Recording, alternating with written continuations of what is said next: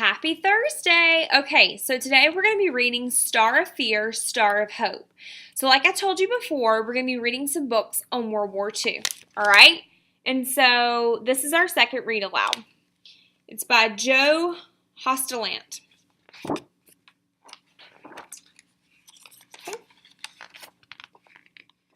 So as I'm reading, I want you to be thinking about what the star symbolizes as I read the book. Okay, so what does the star symbolize as I read the story?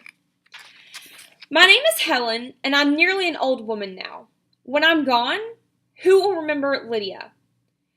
That is why I want to tell you our story. All right, so right here I'm already thinking that I need to take a moment and tell you that I'm thinking this is a flashback of Helen's life. So I'm wondering who Lydia is. Lydia must be someone important to her that she wants to remember, and she wants the reader to remember. Because she says that her name is Helen, and she's nearly an old woman.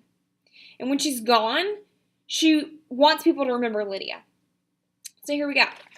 In 1942, the north of France was invaded by the German army. Neither the war nor the Germans could keep Lydia and me from going to school, or playing together, or getting into fights and making up, the way friends do all over the world. One day, while we were playing nearby, Lydia's mother sewed a yellow star onto Lydia's jacket. I said, "What a pretty star!" Lydia's mother answered, "Pretty or not, we have no choice. Every Jew must wear it. It's the new law." Lydia's mother finished sewing on the star. "The place for stars is in the sky," she said. "When people take them down from the sky and sew them on clothes, it only brings trouble." She broke the white thread with a sharp pull of her teeth and said, "Stars at morning, better take warning. Stars at night, hope is in sight. So let's hope." This seems like foreshadowing to me. Foreshadowing is when an author gives a warning of a future event.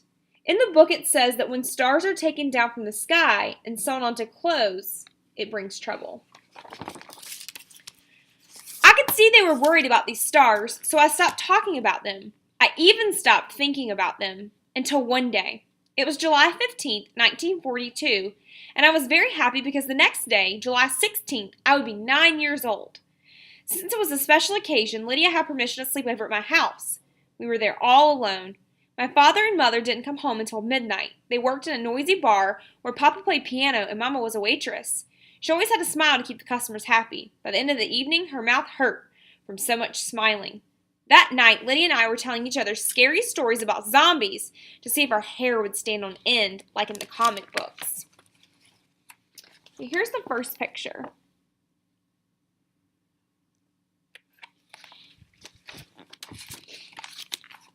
And here's Lydia's father playing the piano and her mother waitressing.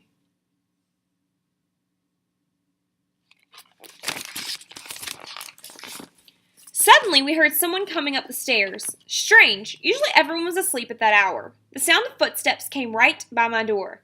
Lydia and I could feel our hearts beating very fast. I got up with Lydia right behind me to make sure the door was locked. It was. Whew! Then I peeked through the keyhole. A woman was standing at the door across the hall, scratching on it like a cat. She kept saying, "Open up, it's Madam 11 o'clock. Open up, it's Madam 11 o'clock. No one answered. I looked at the clock. It was 11:15. "What's she doing?" Lydia asked. "Nothing," I said. "She has a star just like yours, and she's pulling at it. She looks like she doesn't know what to do." Suddenly we heard more footsteps. Madam 11 o'clock fled to the top floor in fear.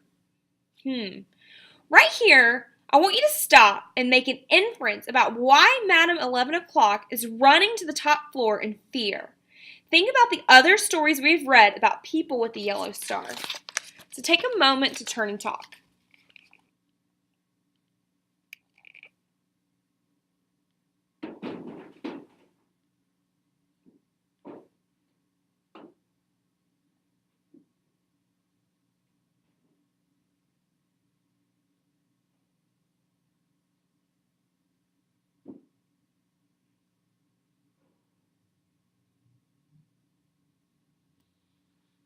Three, two, one, talking is done. So hopefully you're having some conversations about that maybe that Madam 11 o'clock is in trouble. Maybe she's running away from some German soldiers, right? So let's continue reading. stopped at my door. This time, I let Lydia look through the keyhole. "It's a man with a red face," she whispered. "He's looking right this way." The man said in a low voice, "Quick, open up, it's me, the Midnight Ghost." Lydia and I were too scared to breathe. The man repeated, "Open up, you know me, it's the Midnight Ghost." Lydia and I stayed where we were, our bare feet on the cold tile floor, and our hearts pounding.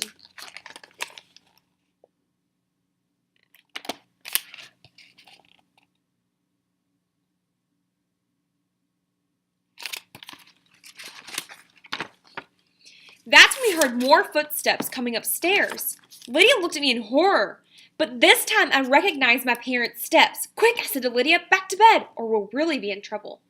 We pretended to be asleep when Mama came in, but just as she was about to leave my room, Lydia couldn't stand it anymore. She jumped up and said, "Oh, it's you! I thought it was Madam 11 o'clock. So I cried out to Papa, "Oh, the Midnight Ghost!" Papa and Mama started to laugh. "You little faker," said Mama. "You've been telling each other ghost stories again." But I insisted, "It's true. They really exist. Madam 11 o'clock and the Midnight Ghost are on the stairs." Papa and Mama looked worried. Papa said, "I'm going to see what's out there."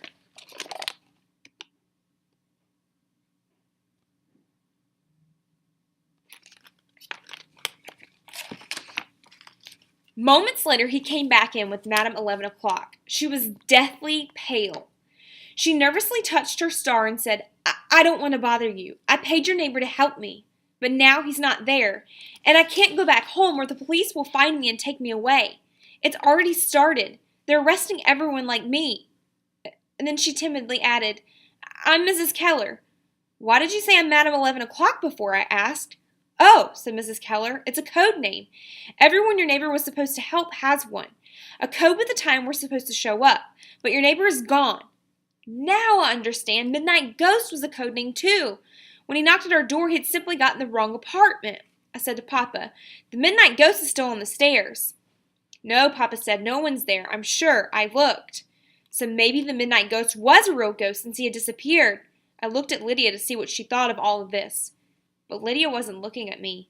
She was staring at the yellow star on Madam 11 o'clock's coat.